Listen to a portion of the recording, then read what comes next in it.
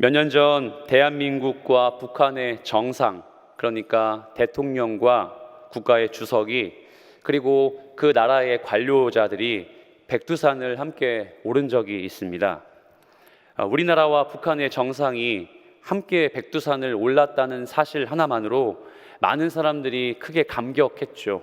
감명 깊었다고 이야기했습니다. 그런데 이 백두산 방문 영상에 한 가지 재미있는 장면이 등장했습니다. 그곳에 모인 사람들이 한 여자 가수의 노래를 따라 부르면서 아주 흡족해하는 그런 장면이었어요. 우리나라 사람 그리고 북한 사람 모두 할 거 없이 한 노래를 한가락 같이 부르며 매우 흡족해했죠. 알리라는 여가수가 있습니다. 이 여가수가 각 두 나라의 관료들 앞에서 어떤 노래를 불렀냐면요, 아리랑을 불렀습니다. 아리랑을 백두산 정상에서 북한과 대한민국의 각 관료들 앞에서 불렀더니 이 두 나라의 모든 사람들이 함께 아리랑을 부르며 크게 감동을 받았던 것 같아요. 그리고 많은 사람들이 그 영상을 보며 또 마음으로 그 노래를 따라 불렀겠죠. 혹은 이렇게 이 아리랑을 부르며 거기에 모인 많은 사람들, 이 영상을 시청하는 사람들 같은 마음을 품었을 것 같다 생각합니다.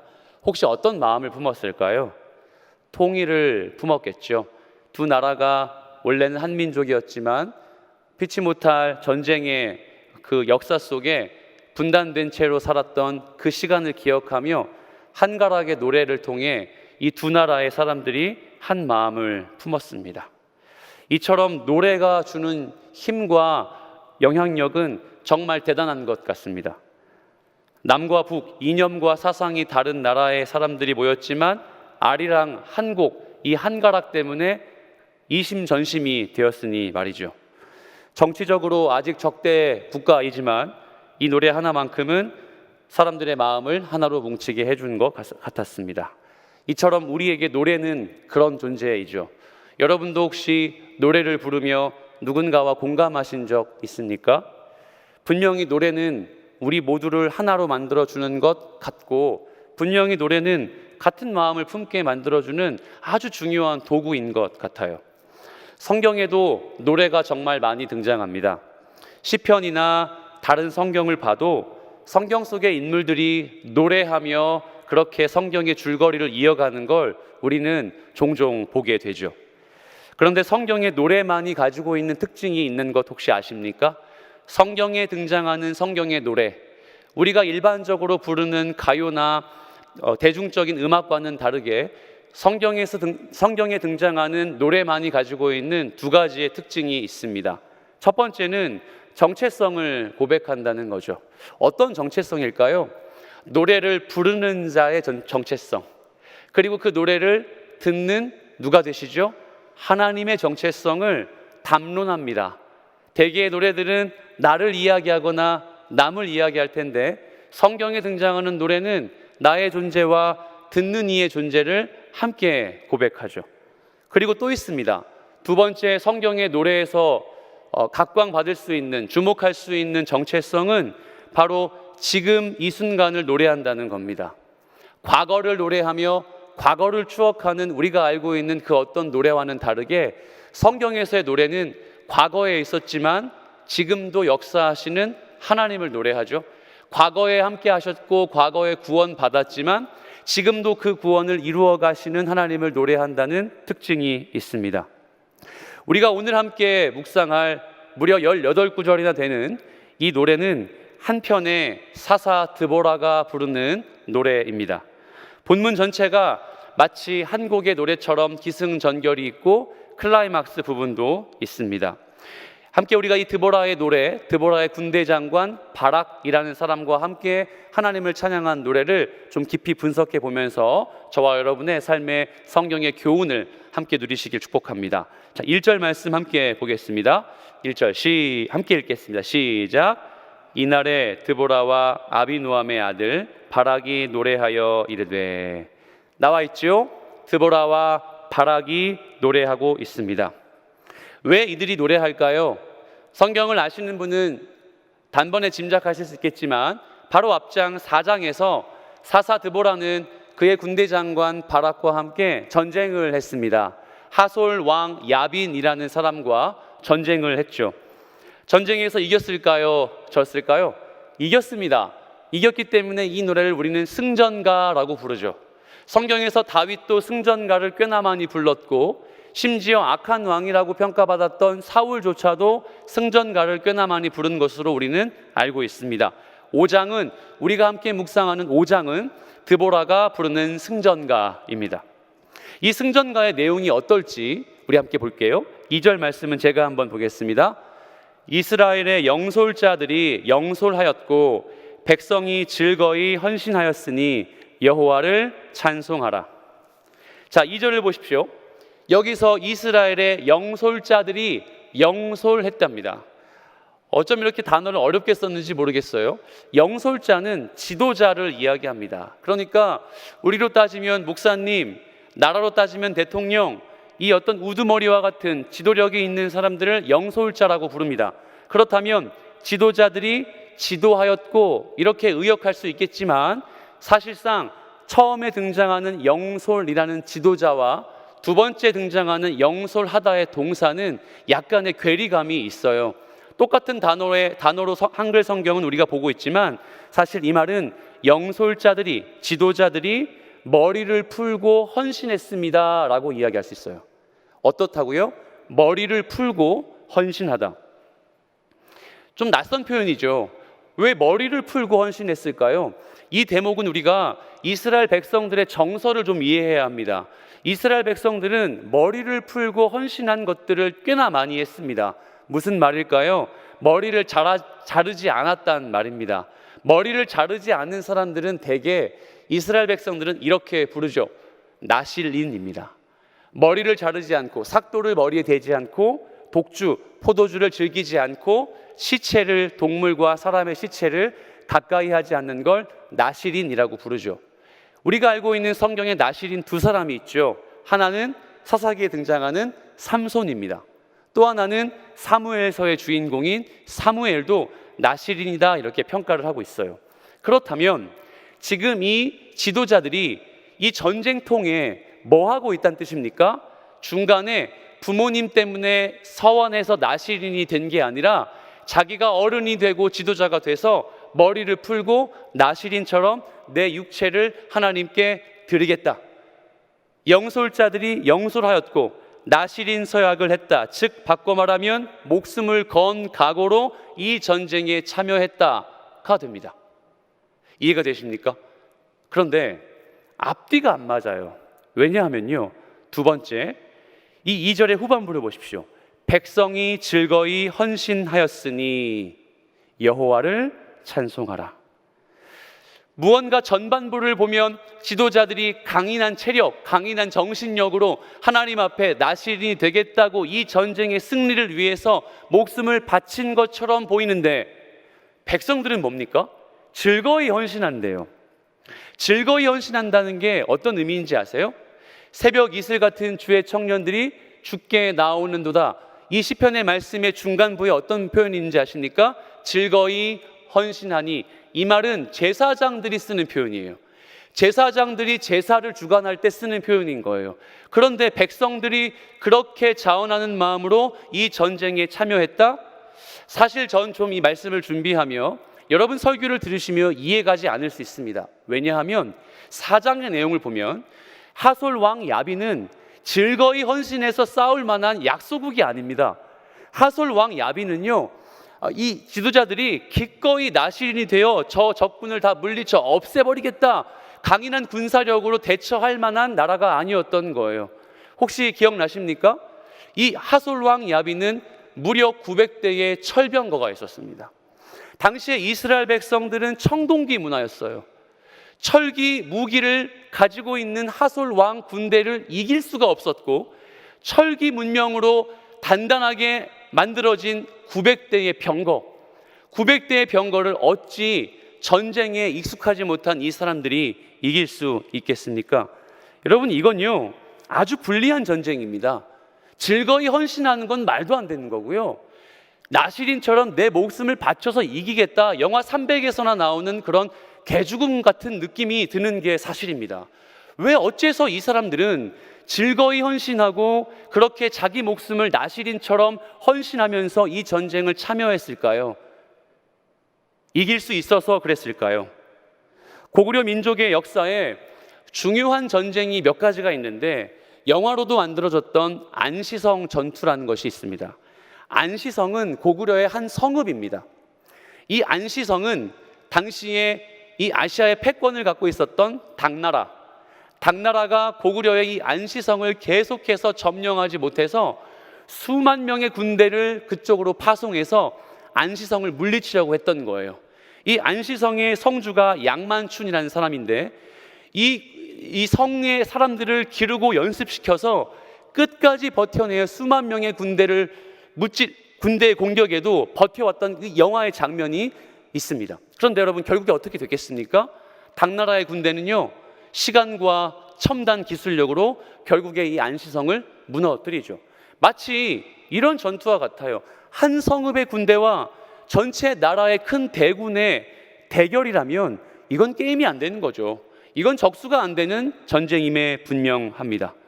드보라와 바락의 군대가 지금 이와 같은 상황이었습니다. 야빈의 군대 장관 시스라가 이끄는 군대는 철병거 900대가 있었고 전쟁의 판세를 봐도 상대가 안 되는 구도인 거 맞습니다. 여러분, 그런 상황에서 영솔자들이, 즉 지도자들이 나시린의 심정으로 머리를 푼다는 말이, 백성들이 즐거이 헌신하여 제사장처럼 하나님을 섬기겠다고 하는 말이 앞뒤가 맞아 보이십니까? 드보라는 지금의 승전가를 부르면서 어쩌면 말이 안 되는 이야기로 운을 떼고 있는 거예요. 이 말은 바꿔 말하면 드보라의 승전가는 자신들의 열심이나 자신의 군대의 상황에 의해서 이 전쟁에 승리하지 않았다.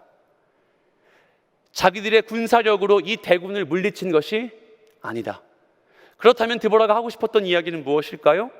우리는 이미 이 승전가의 주제를 알지도 모르겠습니다. 하나님이 이 전쟁에서 승리하게 하셨다. 인간의 노력과 공로는 아무것도 아니요, 하나님이 이 전쟁을 승리하게 만들어 주셨다. 이렇게 정의하면 참 쉽겠지만 드보라는 여러 가지 사족을 붙이며 하나님의 능력을 드러내고 싶어 안달이 난 사람 같았습니다. 왜냐하면 4절 말씀에 이렇게 나와 있기 때문입니다. 4절 말씀 함께 보겠습니다. 시작.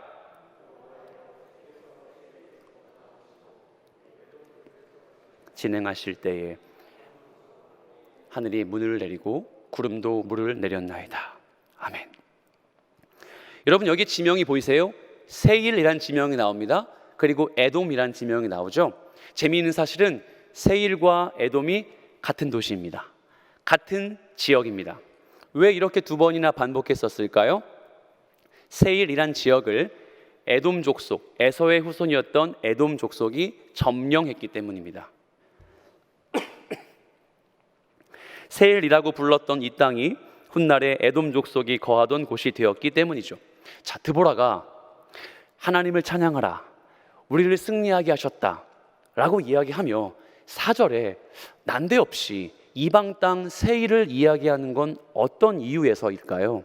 신명기 2장 4절과 5절 말씀을 보면 그 정보가 들어가 있습니다. 제가 한번 읽어드릴게요.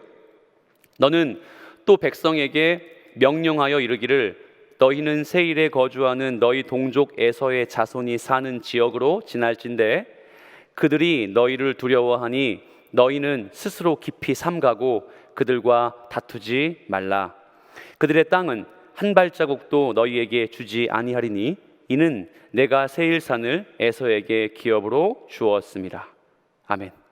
자, 이 지명은, 이 세일은 바로 드보라, 바락, 이스라엘의 모든 백성들이 알고 있었던 출애굽 시대의 조상들이 지나갔던 땅입니다. 조상들이 지나가며 출애굽을 한 후로 어디로 가죠? 가나안 땅을 향해서 가는 그 길목의 한 장면을 드보라가 꺼내어 이스라엘 백성들에게 승전가로 들려주는 겁니다. 여러분 혹시 기억나십니까? 성경의 노래는 두 가지의 그만의 특징이 있다고 했죠. 첫째는 하나님과 부르는 자의 정체성이 담겨 있다. 두 번째가 뭐라고 했습니까? 과거에 얽매이지 않고 현재를 부르는 노래다. 현재를 불러 현재 역사하시는 하나님을 찬양하는 노래다라고 제가 말씀드린 바 있습니다. 자, 그런데 드보라는 지금 현재를 이야기하기 전에 그렇습니다. 그들에게 행하신 과거의 하나님을 다시 꺼내온 거예요. 그들의 조상에게 역사하셨던 하나님이, 그들의 조상에게 출애굽을 통해 역사하셨던 하나님이 어떻게 해요? 오늘 이 전쟁에도 우리와 함께 하신다. 그 말을 하고 싶어서 과거에 분명히 역사하신 하나님을 찬양하기 위해서 세일 땅의 한 사건을 지금 이 4절 말씀을 통해 증거하고 있는 겁니다. 그 조상들에게 권능으로 인도하셨던 하나님이 지금 이 드보라와 바락의 전쟁에 동일하게 역사하신다. 사랑하는 성도 여러분, 하나님은 과거에도 역사하셨지만 지금 우리의 구원의 과정 중에도 늘 함께 하시는 임마누엘의 주님이 되십니다. 우리가 철없이 예수님을 향해 고백할 때는 과거에 이랬고, 과거의 구원이 감격적이었고, 과거에 이렇게 열심히 섬겼는데 늘 우리는 피차 이렇게 이야기하지 않습니까? 하지만 주님이 우리에게 진정 원하시는 건 어떤 고백이냐면 지금 이 순간 이 자리에서 예배하고 이 순간 이 자리에서 하나님의 은혜를 경험하고 있느냐, 이 점이 맞을 것 같아요. 여러분의 경우는 어떠십니까? 지금 이 자리에서 이 순간 하나님의 은혜를 찬양하는 예배자의 모습으로 살고 계십니까? 아니면 과거에 내가 정말 신앙생활 잘했던 그때를 기억하며 항상 그때로 돌아가고 싶지만 그때로 가지 못했던 절망감과 아픔을 갖고 예배 자리에 나오십니까? 적어도 드보라는 현재의 역사하는 주님을 찬양하기 위해 과거에 함께하신 조상들의 하나님의 능력을 절대 간과하지 않았습니다. 하솔 왕 야빈이 어느 정도 이스라엘 백성들을 힘들게 했는지 아십니까? 본문 6절 말씀을 보면 이렇게 읽으면 이해가 되지 않을 구절 같지만 한번 좀 보겠습니다. 시작. 아낫의 아들 삼갈의 날에 또는 야엘의 날에는 대로가 비었고 길의 행인들은 오솔길로 다녔도다. 아멘. 하솔왕 야빈의 억압으로 이스라엘 사람들은 통행조차 할 수가 없었어요. 뭐라고요? 길에 나설 수가 없었어요. 길에 대낮에 나서면 다 죽여버렸기 때문이에요. 그렇기 때문에 얼마나 억압을 심하게 했는지 제가 가족을 만나기 위해, 친구를 만나기 위해서는 밤의 산길, 오솔길로 밖에 다닐 수 없는 억압 속에 이스라엘 백성들이 살고 있었습니다. 여러분, 이 사실이 아주 중요합니다. 왜냐하면요, 이스라엘 백성들에게 밤은 절대 이동하지 않아야 할 시간입니다. 왠지 아십니까? 이스라엘 백성들의 정서의 밤은 하루의 시작입니다. 좀 이해가 되지 않죠? 우리의 하루의 시작은 언제죠? 새벽 예배 나오시는 분은 하루의 시작이 새벽이죠. 혹은 일찍이 기상해서 우리에게 아침이 하루의 시작이 될 텐데 이스라엘 백성들에게는 밤이 하루의 시작입니다. 대표적인 증거의 성경 구절이 창세기에 나와 있죠. 하나님이 천지를 지으시고 첫째 날이 끝날 때에 저녁이 되고 아침이 되니 이는 첫째 날이라. 둘째 날이요, 저녁이 되고 아침이 되니 이는 둘째 날이라. 이 말은 저녁이 되면 하나님이 일하시기 때문에 한 날의 시작의 밤에 하나님만이 일하시는 주권의 시각이기 때문에 우리는 아무것 하지 않고 그 자리에 있는 정서가 이스라엘 백성들의 믿음이었던 거예요. 그런데 이들은 지금 친구를, 지체를 만나기 위해서, 가족과 상봉하기 위해서 대낮에 다닐 수 없고 율법, 하나님의 법을 거슬러 가면서까지 억압을 받으며 그런 삶을 살고 있었습니다. 얼마나 억압을 했는지 제가 읽지 않겠지만 7절에 이런 내용이 있습니다. 이스라엘에는 마을 사람들이 그쳤으니, 이스라엘에는 마을 사람들이 그쳤으니, 바꿔 말하면 이스라엘의 남자 어떠한 사람도 4만 명이나 있는 남자 중에서 단 한 명도 창과 방패를 들어 하솔 왕 야빈에게 대적하는 자가 없었더라.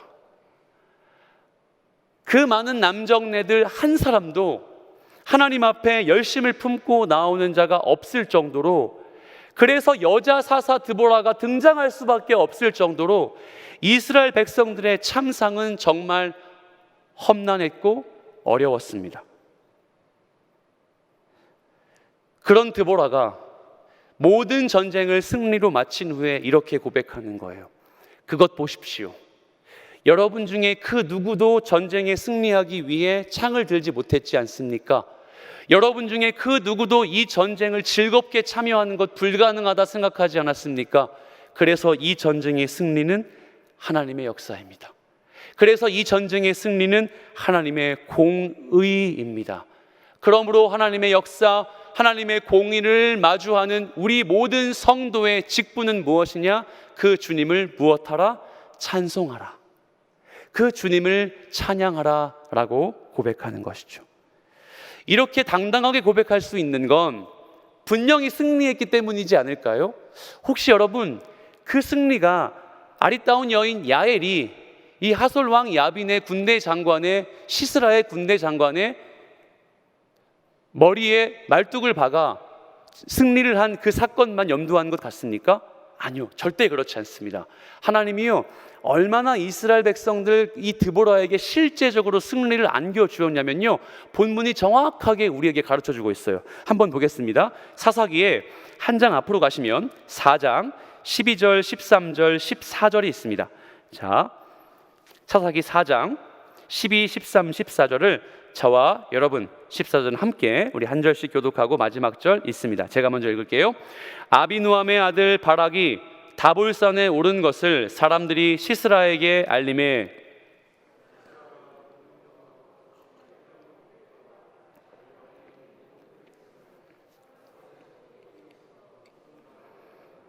함께 있습니다.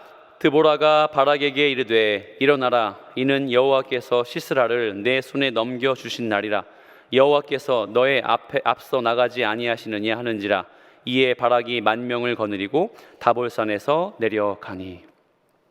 사장을 묵상해 보신 분은 알겠지만 바락의 군대는 다볼산에 진을 쳤습니다. 즉 낮은 곳이 아니라 높은 산지에 바락의 군대 10,000명이 진을 쳤습니다. 그리고 적군이었던 하솔 왕 야빈의 몇 대의 병거요? 900대의 병거 대군은 기손강, 그러니까 저지대에 진을 쳤죠. 여러분 한번 눈을 감고 이 비디오를 생각해 보십시오. 산 위에 주둔해 있는 10,000명의 우리의 군대, 그리고 기손 강가에 있는 수많은 병력과 900대의 철병거. 혹시 여러분 어떤 군대가 더 유리한 것 같습니까? 만약 밤에 급습하기 위해, 야전을 하기 위해, 급습하기 위해 산에 진을 쳤다면 유리할지 모르겠지만 이 전쟁은 기손 강가에 내려가지 않는 한 그냥 식량이 떨어져 죽거나 그곳에 고립되어 절대 이길 수 없는 전쟁임에 분명합니다. 무슨 말일까요? 다볼산에 주둔한 이스라엘 백성들의 10,000명은 이제 곧 그냥 죽은 목숨입니다. 기손 강가에 내려오면 그냥 죽게 되는 것이죠. 막강한 군사력에 당할 게 뻔합니다. 왜 하나님은 이렇게 말도 안 되는 전시 상황을 해라 라고 말씀하셨을까요? 4장 15절에 보면 이렇게 나와 있습니다. 여호와 하나님께서 바락 앞에서 시스라와 그의 모든 병거와 온 군대를 칼날로 혼란에 빠지게 하시매. 시스라가 병거에서 내려서 걸어 도망한지라. 하나님이 바락보다 앞서 행하셨습니다. 되게 재밌지 않습니까? 하나님은 늘 우리보다 앞서 행하시죠. 온몸에 힘을 꽉 주고 하나님 제가 열심히 살겠습니다, 제가 주의 제자다운 삶을 살겠습니다 고백하기도 전에 주님은 언젠가 먼저 일을 행하시는 적이 여러분의 삶 속에 종종 있지 않습니까? 이와 마찬가지로 하나님은 순종한 기드온, 드보라와 바락의 군대를 먼저 행하셨습니다. 그런데 어떻게 먼저 행하셨을까요? 본문 다시 5장으로 와보시겠습니까? 본문 5장에 보면 4절에 이렇게 나와 있습니다. 제가 읽어볼게요. 여호와여, 주께서 세일에서부터 나오시고 에돔들에서부터 진행하실 때에 땅이 진동하고 하늘이 물을 내리고 구름도 물을 내렸나이다. 하늘이 물을 내리고 구름도 물을 내렸나이다. 여러분 뭐 같으세요? 비가 왔습니다. 엄청난 양의 비가 내렸어요. 다볼산에 주둔해 있던 군대는 전혀 비에 피해를 입지 않았지만 기손 강가에 주둔해 있었던 900대의 철병거는 순간 기손 강이 범람하여 이 철병거를 쓸 수 없는 상태에 이르게 된 것입니다. 5장 20절 21절을 보면 별들이 하늘에서부터 싸우되 그들이 다니는 길에서 시스라와 싸웠도다. 기손강은 그 무리를 표류시켰으니 이 기손강은 옛 강이라. 내 영혼아 내가 힘 있는 자를 밟았도다. 할렐루야. 하나님께서 비를 내리셔서 철병거 900대를 아무 손 쓸 수 없게 만들어 주셨습니다. 어쩌면 우리의 이성과 시선으로 전혀 말도 안 되는 전시 상황임에 분명하지만, 산에서 내려오면 개죽음 당할 게 분명했지만, 하나님은 그 이성과 시선을 모두 거두시고 하나님의 방법으로 이 바락보다 먼저 전쟁의 방식을 행하셨습니다. 사랑하는 여러분, 이것이 바로 하나님의 공의입니다. 하나님이 정하신 하나님의 방법을 하나님의 뜻대로 이루어 가시는 것이죠. 모르긴 몰라도 범람한 강가가 아주 질퍽해서 철병거 움직이지 못했을 것 같아요. 어쩌면 범람한 강이 너무도 수면이 높아져서 무거운 철병거가 물에 떠 표류되었을지도 모르겠습니다. 여러분이 만약 바락의 군대의 한 군사였다면 이런 일 상상이나 했겠습니까? 제가 만약 그 군대의 군사였다면 속으로 불평했을 것 같아요. 이건 아무리 봐도 병력도 딸리고 군사력도 뒤지는데 우리가 왜 이 산 위에 주둔해 있어야 됩니까? 좀 이 상황을 말로 해주십시오라고 바락을 향해 외쳤을지도 모르겠습니다.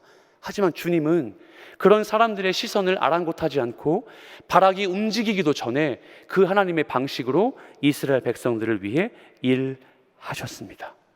드보라가 그 하나님의 승전과 하나님의 승리를 찬양합니다. 그렇게 하신 주님의 은혜를 노래합니다. 어떻게 해요? 11절에 나와 있습니다. 하나님의 공의로우신 일이라고. 여러분, 하나님의 공의, 우리 귀한 요셉 형제도 예수 하나님의 공의란 찬양을 불러주셨는데요, 하나님의 공의 어떤 단어 같으세요? 다다익선일까요? 모두가 만족시키는 하나님의 의로움일까요? 아니요, 그렇지 않습니다.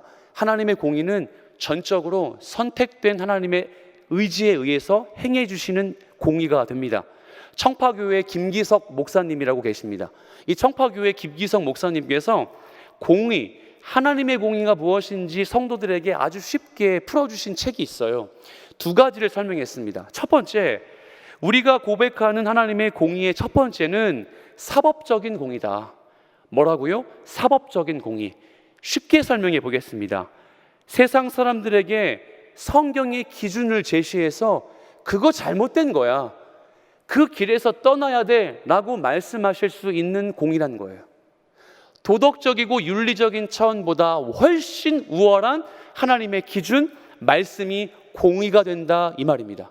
이해가 되십니까? 두 번째, 하나님의 공의를 이렇게 설명할 수 있습니다. 회복적인 공의, 회복해야 하는 공의. 누구를 위한 공의일까요? 우리입니다. 예수 믿는 주의 백성들을 위한 공의입니다. 하나님이 주의 자녀들에게 다가가 외롭지? 내가 너와 함께 할게. 외롭고 힘든 성도의 삶을 살고 있지? 내 공의가 너를 일으켜 세워줄게. 힘들지? 임마누엘로 너의 인생을 내가 동행할게. 이게 바로 성도에게 향하시는 하나님의 회복적인 공의입니다. 그렇다면 최종적으로 질문을 드려보죠. 드보라는 첫 번째, 두 번째 어떤 공의를 노래했을까요? 그렇죠. 두 번째, 하나님의 백성들은 궁극적으로 회복한다. 하나님은 반드시 그의 백성들에게 일하셔서 그의 자녀들을 절대 고아와 같이 버려두지 않으신다. 이 말을 지금 이 전쟁통에, 이 급박한 상황 속에 드보라와 바락, 그의 백성들에게 하나님이 남기신 약속이었던 겁니다. 헌신은 우리들이 드보라와 바락이 전쟁을 해서 승리하는 것이 아닙니다. 헌신은 하나님이 하시는 겁니다. 하나님이 그의 백성들에게 다가오셔서 모두 다 하시고 시작하시고 종결시키는 것이 헌신입니다. 그렇다면 그 헌신을 목도하고 구경하는 우리는 무엇만 하면 될까요? 그렇습니다. 찬양하는 거예요. 하나님이 다 하시는 걸 고백하는 거예요. 눈을 들어 온전하신 주님을 바라보는 거예요. 내가 할 수 있는 것이 아무것도 없다고 인정하는 거예요. 하나님이 내 인생을 철저하게 인도하신다고 고백하는 겁니다. 여러분, 이 하나님의 공의, 하나님의 헌신을 찬양하기 원합니다. 찬양하는 여러분의 성도의 삶이 되시길 축복합니다. 말씀을 정리합니다. 그렇다면 이 청파교회 김기석 목사님의 어투로 바꾸어서 회복적인 공의를 마주한 성도라면 어떻게 살아야 할까? 참 재미있게도 본문의 후반부에 그 구체적인 예를 들어주고 있습니다. 어떻게 해요? 모두가 다 이 전쟁에 참여하지 않았대요. 모두가 다 나와 이 전쟁을 참여해서 주님을 노래해야 마땅하지만 이 전쟁에요, 르우벤 안 왔습니다. 길르앗, 단, 아셀, 아주 굵직굵직한 지파들이나 족속들이 이 전쟁에 참여하지 않았습니다. 심지어 18절에 보면 목숨을 걸고 참여한 지파도 있었지만 그거 우리가 왜 나가?